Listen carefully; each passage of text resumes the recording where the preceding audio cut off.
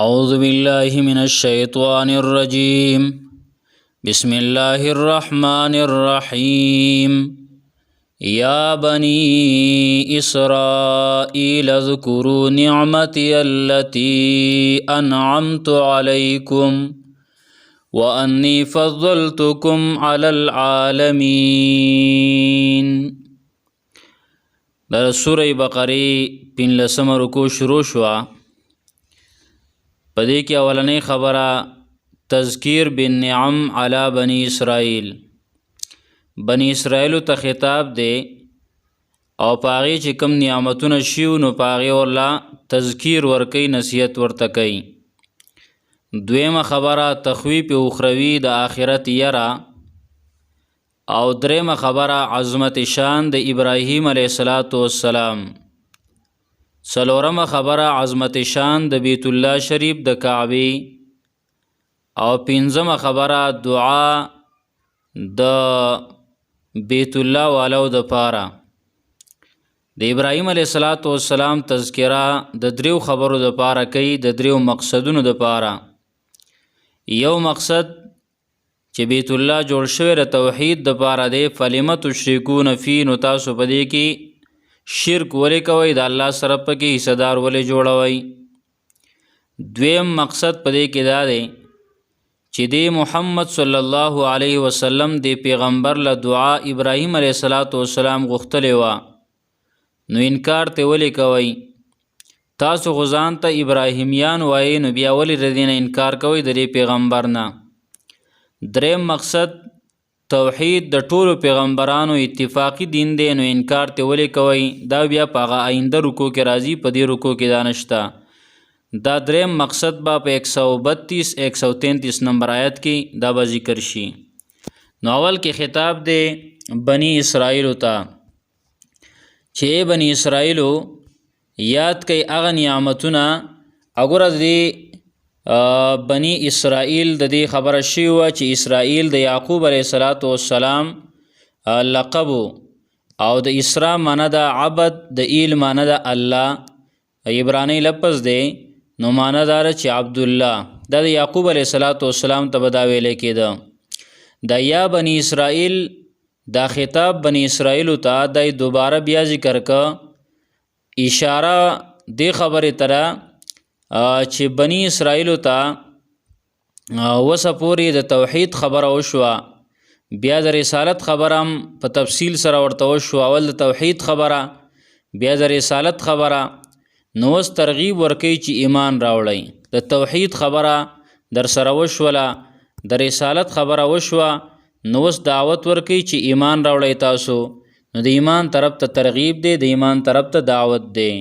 نو الله و یا بنی اسرائیل،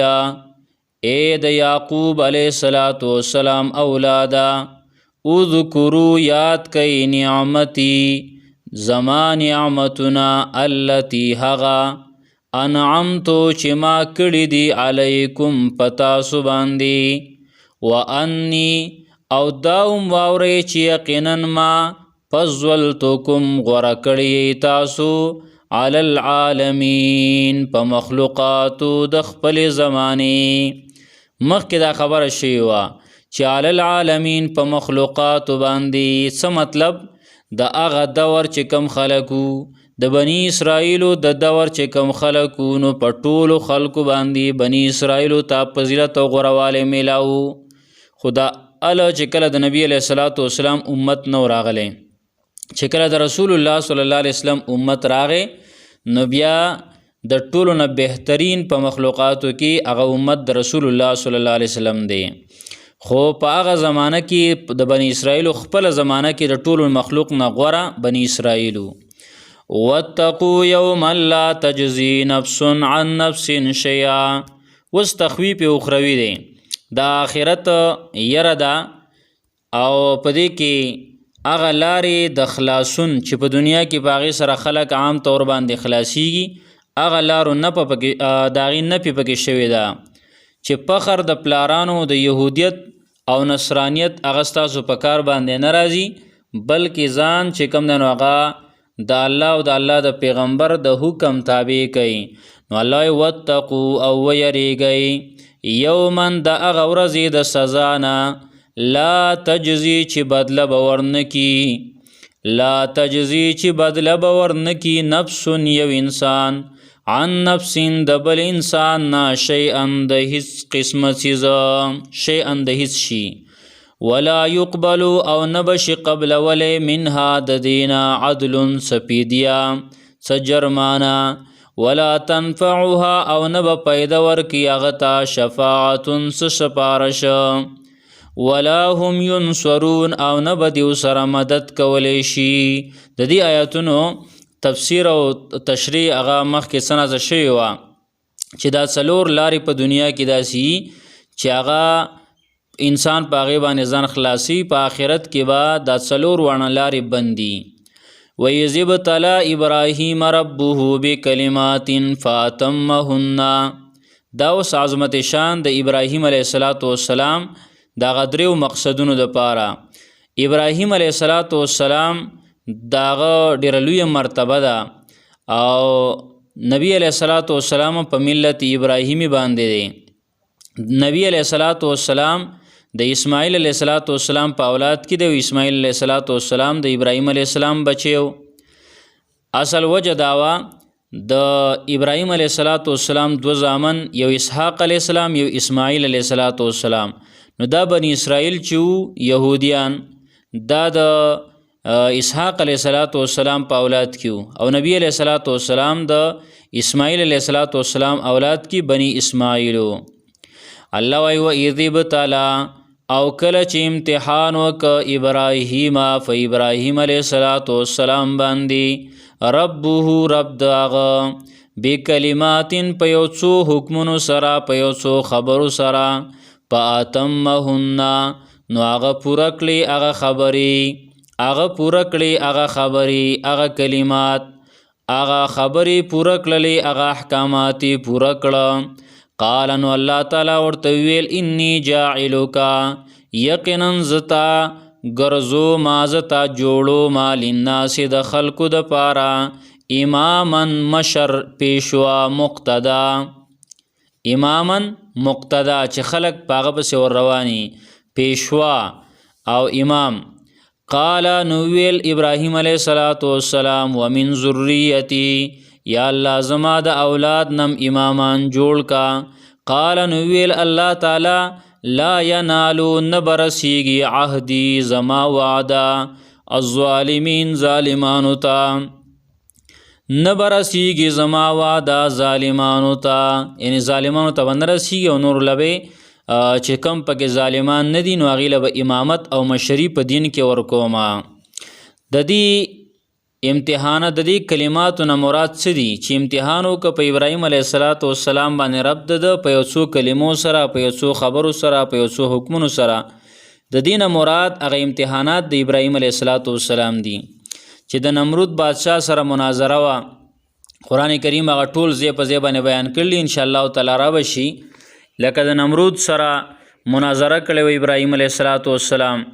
دغه شاندکی هغه نمرود لعین سره د قوم هغې دا جهنم ته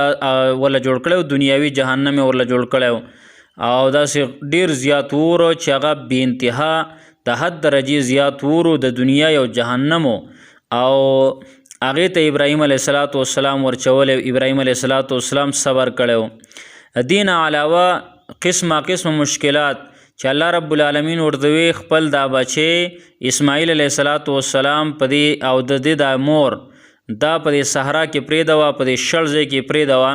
هغه ماشوم بچی د غیږې ماشوم او هغه ښځه هغه یې هلته پرېښوده بیا چې کله هغه رالوی شو اسماعیل علیه السلام او داسې ځوانۍ ته ورسېدو نو الله رب العالمین ویل اوس دا بچی د حلال کا دې ټولو امتحاناتو کې ابراهیم علیه السلام پاس شو او کامیاب شو نور دینه مراد دادی چې الله رب العالمین بیا هغه مقتدا کو مشر کو الله ولا داسې قبولیت ورکه چې نن که د حج احکامات ګوري نو ډیر افعال پکې داغه او داغه د خاندان دي د صفا او د مروه په مابین کې چې کوم سعی ده او دا واجب ده چې حج د دینه بغیر نه پوره کیږي عمره نه پوره کیږي هغه د ابراهیم علیه السلام کور والا هاجره رضی الله تعالی عنها د اسماعیل علیه السلام مور اغي چې کوم د منډه والی والله تقبل شي او الله عبادت جوړ ک دغه شان د کې نورم هغه خپل بچي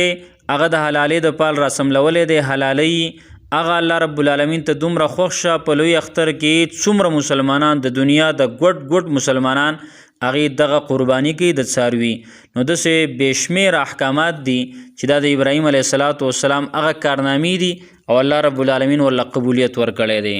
ترجمه دوباره بیا وری یا بنی اسرائیل اے د یعقوب علیه السلام اولادا اذکروا یاد کئ نعمتی التی زمان نعمتنا اغا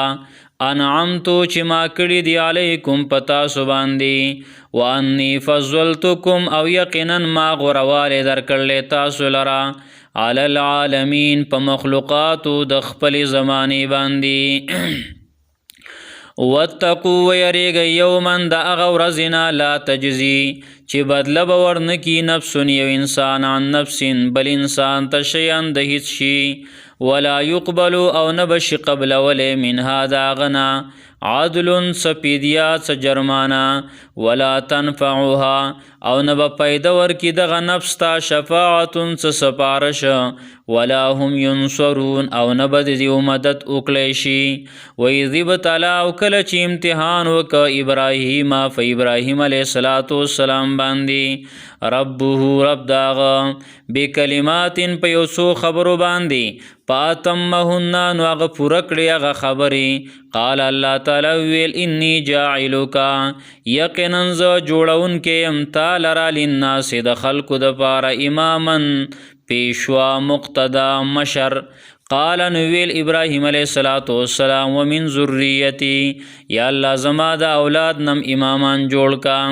قال نویل الله تعالی لا ینالو نبرسیگی عهد الظالمین زما وعده ظالمانو تا